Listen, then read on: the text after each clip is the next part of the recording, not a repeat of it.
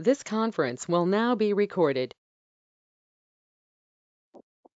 Right, let's start today's session. In the last session, we just started with the exception handling mechanism. That means error handling. So exception is nothing but it is unexpected event or unwanted event will disturb the normal flow of program execution. That is called exception. So when we get exceptions, we have to handle that exception. And to handle that exception, we use exception handling mechanisms that are logical implementation and try except implementation. And first priority we should give to logical implementation only. If any exception is not possible to handle using logical statements, then we can go for try except implementation.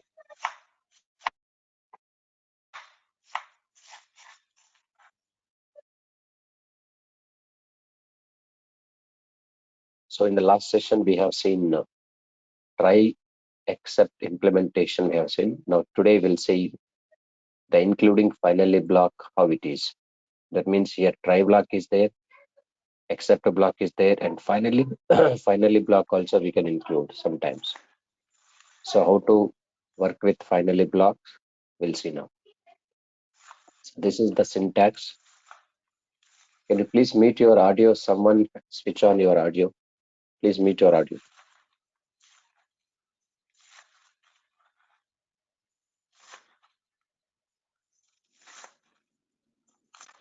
Hello.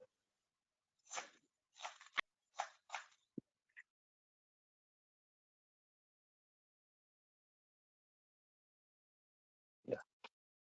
Now you can see here, this is the try block. And in this try block, generally what kind of statements we can keep means risky code. There is a chance to get an exception. And this is the accept block. And in this accept block, generally what kind of code? Handling code. And finally block, this is mandatory messages. Mandatory messages we can keep inside the finally block. So whether exception raised or not raised, whether exception handled or not handled, no matter, always if you want to display some messages, then that messages we should keep inside the finally block only. That messages we should keep inside the finally block. These are the mandatory messages. And why don't we include these messages inside the try block or inside the accept block? So these compulsory execution statements, why don't we keep inside that try block or inside the accept block? I'm saying if we keep these compulsory execution statements inside the try block, okay, there is a chance to skip the try block execution also. Why? Because if try block there is no exception, then try block will execute. But if there is an exception, then try block will ignore. Try block will not execute. When try block will not execute, then there is a chance to get chance to miss out your exception mandatory messages. So that is the problem. And even mandatory messages, if we keep inside the accept block, there is no guarantee to execute accept block also. Why? Because if there is no exception, try block only will execute, accept block simply will ignore. When the accept block ignore, then we cannot execute these mandatory statements if we keep in this. So the better place is what? To execute all compulsory messages finally block. Including finally block is optional. If include, it's compulsory execute finally block statements. So irrespective of exception, whether it is raised or not raised, whether it is handled or not handled, always finally block statements mandatory messages will be executed. Okay. So let's look into this finally block statements. For example, here I'm taking try block. Inside the try block, just I'm writing print try block, I can say that. Next, accept block. Inside the accept block, print accept block, I can say that. Next, finally block. Inside the finally block, print finally block. We can say that finally block. This is the finally. So look at here, try block, except block, finally block. When I execute this, always it will execute what? Finally block. Now you can see first control jump into try block. There is no exception. And if there is no exception in try block, except block will ignore, and finally block will execute clearly. In case even there is an exception in try block also, exception in try block 10 by 0. Now 10 by 0 means here exception occurred. If the exception occurred inside the try block, immediately try block will ignore and control will jump into except block will execute, and finally block is executing like this. Okay. So in both cases, whether exception raised or not raised, whether exception handled or not handled, so finally block is executing or not. Yes. These are the mandatory statements or compulsory execution statements. If you want to keep, you can keep inside the finally block only. But there is only one situation. There is only one situation. There is only one situation where we can stop finally block execution. Where we can stop the finally block execution. Where we can stop the finally block execution. Yes, we can stop, sir. How we can stop? In which situation we can stop? In case if you want to stop the finally block execution, only one situation is there, that is import OS operating system module. It is OS dot underscore exit of 0 function. So when we use OS operating system module dot underscore exit of 0, 0 is the status code which represents successful termination. So when we use this one, immediately Python virtual machine will shut down itself. Python virtual machine will shut down itself only. Okay, itself. So PVM means Python virtual machine. This Python virtual machine will shut down itself automatically whenever we use this OS dot underscore exit of 0 function. This OS dot underscore exit of 0 function is present in which model? Operating system model, OS model. So when we use this, then in that situation, we can stop the executing of finally block. Look at here right now. Here, there is no exception. If there is no exception means control will jump into try block. And after moving try block, so immediately control will move to finally block. So I don't want to move the control finally block. So in that case, we can use import OS. And after try block execution, OS dot underscore exit of 0 function I'm using. Now here only Python virtual machine will shut down, further code will not execute, then we cannot execute finally block, only try block is there. Suppose if here exception occurred inside the try block, when exception raised here, immediately try block totally will ignore according to our exception rule, except block will execute. After except block execution, immediately finally block execute, no? So now you can see finally block also execute immediately. But even then here also we can use OS dot exit of 0. After executing of except block, if I use, then control will not move to finally block here. Now you can say except block only here.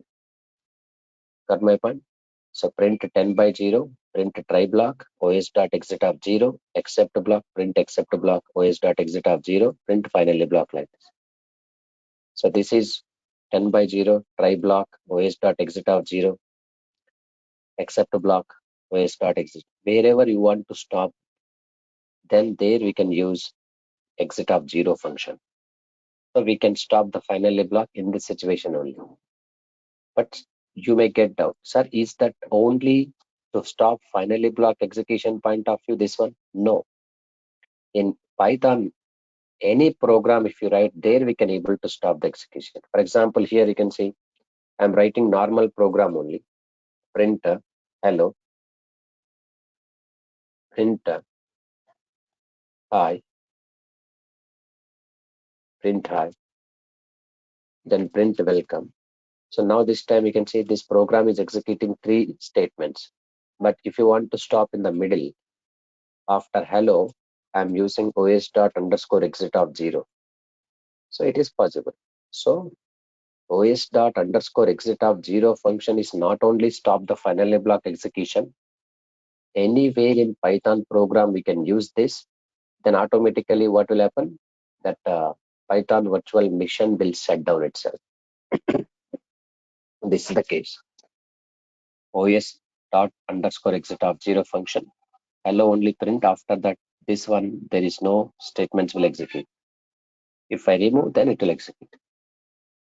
So this function can be used in anywhere, not only to stop the finally block execution. Okay. So this is try except final. Now there is one more concept is there, nested try except finally concept is there. Nested try except finally. Nested try except finally, we can say it. What is nested try except finally? A try block or except block or finally block, a try block or except block or finally block, which is having one more try except finally within it. Try except finally within it is called nested try except finally. A try block or except block or finally block which is having one more try except finally within it is called nested try except finally. Nested try except finally. So let's see this syntax. Try block, inside the try, let me take statements here. Again, one more try, statements here, and here except, statements here. Finally, statements, and this is outer except, statements. Finally, statements like this. So try block statements. This is inside the try except finally here. Try except finally. These three statements are there. So this is what actually try except finally like this. Okay. So nested try except finally it is. A try block or except block which is having one more try except finally within it is called nested try except finally. So this is outer try, this is inner try. This is outer except, this is inner except. This is outer finally, this is inner finally. Let's look into this, how the flow of execution nested try except finally block. Here I'm taking try block, print outer try. Next, inside this try, I'm taking one more, print inner try. Next, except, print inner except. Finally, print inner finally. Next here, except, outer except. Finally, print outer finally. Like this. Now, so the flow you can understand how it is. Outer try and inner try, inner except, inner finally, outer except, outer finally. So this is nested try except finally. As it is when I execute this one, how the code will execute. First control will jump into outer try. Yes, these statements will execute. After that, again control will jump into inside the inner try. Inner try will execute. After that, inner except. no execution because there is no exception inside the inner try. So that's what except block will ignore. Finally block, yes, it will execute. This outer except, no. Why? Because here also outer try block there is no exception. That's what except block will not execute. Outer finally, yes. So two except blocks will not execute at this moment. Why? Because there is no exception in try block. When except blocks will execute, when there is an exception in try block, then only except blocks will execute. When there is an exception in try block, then only except blocks will execute. So in this case, only except blocks will not execute, remaining will execute. Outer try, inner try, inner finally, outer finally. So there is no except blocks here. The reason is no exception inside the outer try or inside the inner try. Now let's try to understand here. Print 10 by 0 empty. Where exception rising? Inside the inner try. When exception raise here, immediately control will directly jump into here. Because once exception raised, then it will not move forward. This total code will not execute. Because there is an exception in outer try. Once exception in outer try, directly it will go to where? Outer except. And after that, outer finally. Let's see this outer except, outer finally in this case. Okay, yes. Suppose there is no exception inside the inner try, outer try. Inside the inner try, I'm taking exception now. And by 0. Now in this case, what will happen? Outer try will execute. Control will jump into here. Obviously, inner try is having exception. If inner try is having exception, this will be ignored. Immediately control will move to accept block. Inner accept block will execute. Inner finally will execute. And outer finally will execute. Outer accept not, because there is no exception in outer try. Let's run this. The flow you can understand. Outer try, yes, it will execute. Control immediately jump into here. There is an exception. If there is an exception, it will ignore. Control will move to for handling this exception, inner accept. And inner finally, compulsory, finally block execute. Inner accept will, outer accept will not. Outer finally, yes, it is possible. So just look at this. If exception occurred inside the inner try block, generally who should take responsibility? Just give me 1 second. I'll be back. 1 minute, I'll be back.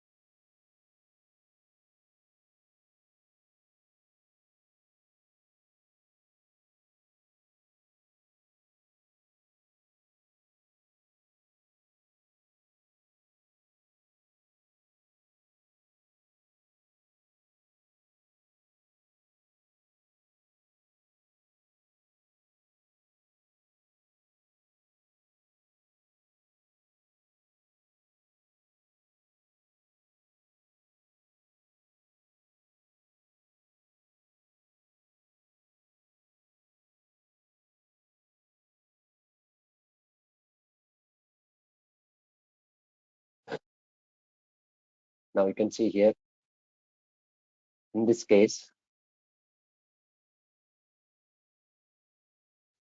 outer try execution, okay. Inner try, there is an exception. That's what inner accept is coming. Inner final is coming. Outer final is coming. Outer accept is not coming. Now, the question is, if exception occurred inside the inner try block, generally who will take responsible to handle the exception? Inner accept block only. Compulsory. If exception occurred inside the inner try means inner accept block will take responsible to handle. In case if inner accept block is not going to take responsible to handle this exception, then outer accept block should take responsible. For example, here 10 by 0 is there. Here value error I'm giving. Now tell me, here the exception is 0 division exception. But here you are handling with inner except is value error. Is this match with this? No. So corresponding except block is not matched. Corresponding except block is not matched. Corresponding except block is not matched. Okay. Print 10 by 0 and accept value error. This 10 by 0 is not solved by this error. So that's what this inner except cannot able to handle this exception. So generally inside the inner try block, this is inner try block. If there is an exception occurred, inner except block should take responsible to handle. If inner except block is not taking responsible to handle, then outer except block should take responsible to handle. That's what we will get outer except block execution here. Outer try, fine. There is an exception. If there is an exception, control will jump into here, but unfortunately this is not matching with this error. So that means inner except is not possible to handle. If inner except is not possible to handle, then immediately it will go to inner finally. Outer except block is executing, we can say this. That means outer except block should take responsible to handle outer finally. This except block is handled, then inner except only will come into the picture. Inner except only will come into the picture. Inner except, outer except will not take. So this is the point you can observe here. When we get an exception inside the inner try block, inner except block only should take responsible to handle. In case inner except block is not going to take responsible to handle, then outer except block will take responsible to handle that. Okay, this is. So this is nested try except finally. The flow you can understand. Now so far we discussed only predefined exception classes, means zero division error, value error, type error, name error, and so on. In Python programming, every exception is a class, I said. Yes, every exception is a class. So exceptions are two types, I said. One is predefined or built-in exceptions.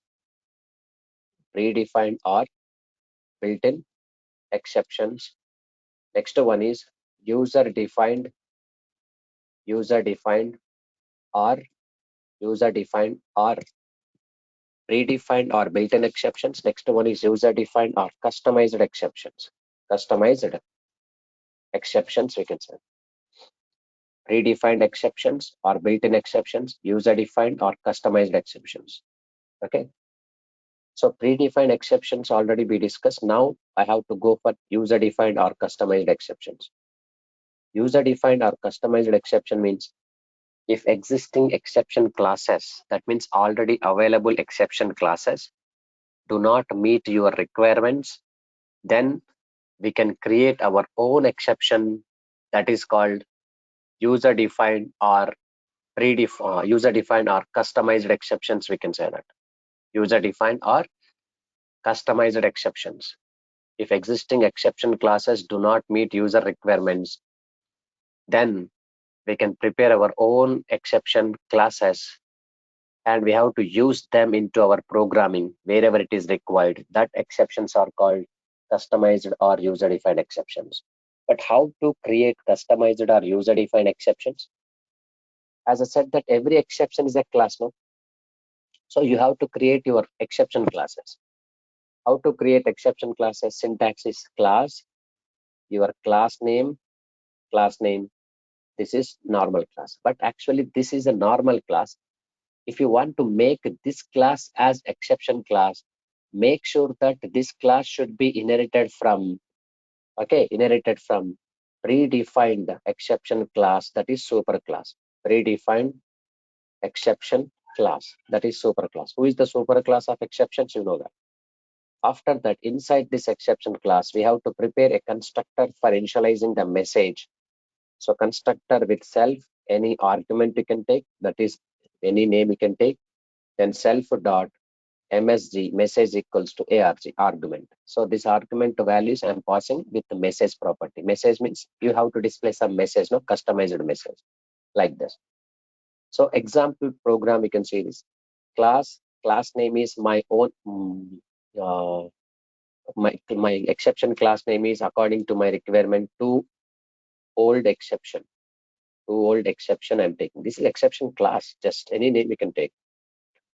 And this class, you want to make an exception class. This class compulsory should be inherited from predefined exception class. This is super class. Then only this class will become exception class. Your class name is this one. This class you want to make exception, then this class should be extended or inherited from super class only, exception class only. After that, we have to use what? This one. Copy this and paste into here. That's all. def underscore underscore init self dot message equals to AR. This is the constructor. But we will prepare our own exception classes look like.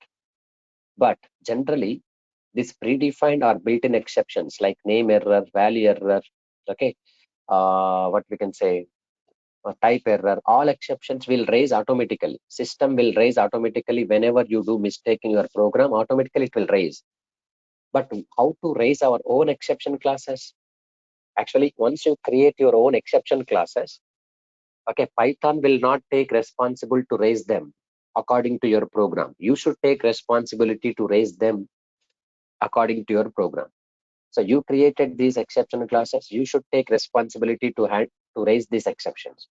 So to raise the exceptions, to raise the exceptions, to raise the exceptions based on requirement, based on requirement in our program, then we use what keyword, raise keyword you have to use, raise keyword. So why we use raise keyword? Because to raise the exceptions. Why we need to raise the exceptions? Because you are preparing your own exceptions, no, according to your program. Wherever it is required to raise them, then you can use that raise keyword only here. To raise the exceptions based on requirement in our program, then we use raise keyword, I'm saying.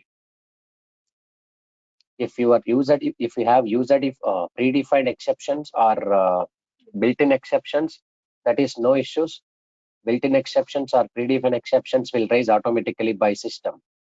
But if we have our own exceptions, then we have to raise our exceptions by using raise keyword only. Got my point? By using raise keyword only. So this is your responsibility. According to your program, you can raise them.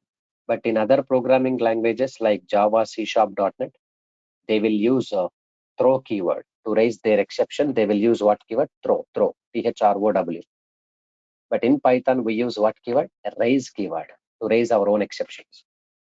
You can prepare any number of exception classes in the program, and that exceptions in your logic, wherever it is required to raise, then raise them by using raise keyword only. So first, let me show you a program how to prepare our own exception classes, and according to program how to raise them and how to handle them also I will show you. This is customized exception classes I'm telling. So I'm preparing class name is to old exception. To old exception is my exception class name, and this is actually normal class only, it's not exception class. If you want to make this class as exception, make sure this class should be inherited from predefined exception class. This is super class. After that, I'm taking init constructor here, constructor with one argument, arg, or any name you can take. Self.msg equals to arg means constructor. Whenever exception raised, by default internally this class will return a message, no, one message. What is the problem? That problem message will be stored into argument constructor through this constructor argument through. We are assigning that value to the message property only. So this message property we have to print it. Okay, msg. Now next we are creating one exception class. I have to create one more exception class like to end exception, then exceptn exception, def underscore underscore init arg self.msg equals to arg, like this. Self.msg equals to arg. To young exceptions, to old exception, to young exception. These two exception classes are there. These two exception classes we can raise into anywhere in your programming. My program logic is this: is age equals to, I want to accept age from the user input. So int of input of enter your age. User will enter the age. I'm checking condition. If age greater than or equal to 60, if user is entered age is input is their age 60 or plus 60 or more, then immediately I have to raise the exception. That exception name is called too old exception. Of, I can say that message clearly here. So age should not, age should not, age SHOULD, age should not be 60 or more. I can say that. This is my exception message. Else if age less than or equal to 16, okay, raise to young exception, then I can say should not age should not age should not be 16 or below. I can say that 16 or below. So else part I'm taking, if user entered correct age, that is 16 to 60 between, so I can say that is you are eligible to take a policy like this. You are eligible to take policy. So this is my program. In this program, according to my requirement, user is entered more than 60 age. I have raised what exception? Too old exception. This class is already I implemented. It's my own exception classes. And here too old young exception is other exception classes. If user is entered age is less than or equal to 16, then I can say this message clearly. And if user is entered perfect age, then you are eligible to take policy. I should say that. In this program, what I'm covering, just how to create your own exception classes, how to raise them according to your program, but how to handle them I have not shown. I'm going to show you how to handle them also. Let's run this once. So if your entered age is 78, I'm taking. So it is raising exception or not? Same like in red color, how we seen in my previous examples, red color user built-in exceptions raised. Same it is raising. Raise to old exception, age should not be 60 or more. Similarly, once I execute this, my age is, for example, 14. Again, one more exception is coming. To young exception is raised, age should not be 16 or below. Let me enter some invalid correct values only. For example, age is 38, I'm giving. So you are eligible to take some policy like that only. Just it's my own requirement. Okay. Now, so this is how to create your own exception classes, how to raise them, you know that. According to your requirement, based on condition, we have used a raise keyword here to raise the exception. But how to handle them, sir? This is not correct format. No, here some exceptions are raising here. How to handle them? So we can handle them. This is totally risky code, whatever I selected. So there may be chance to get some exceptions with this code. So let's cut this code. So to handle that exception process, we can keep try block. Inside the try block, total risky code, we can keep that. And you can go for except block. In this except block, what I'm trying to do here, you can see something went wrong, I can say that. Something went wrong. So now you can see our logic is completely under try block. That means any exception code that is placed in try block, when we use some invalid age 89, so exception is handling clearly. But look at this, something went wrong message is showing. Why it is showing something went wrong message? Because inside the except block we have written like this one. Next I'm trying to show you age is, for example, 12. Again something went wrong. But what went wrong we are not displaying. No proper exception message we are unable to display in this case. To do this, what we need to do, we have to use except block with exception classes. How to do except block with exception classes? We have multiple exceptions. So here two young exception, comma two old exception as message. Now this message I'm going to print here. So according to what messages I'm giving here, this messages will be clearly handled by using these two exception classes.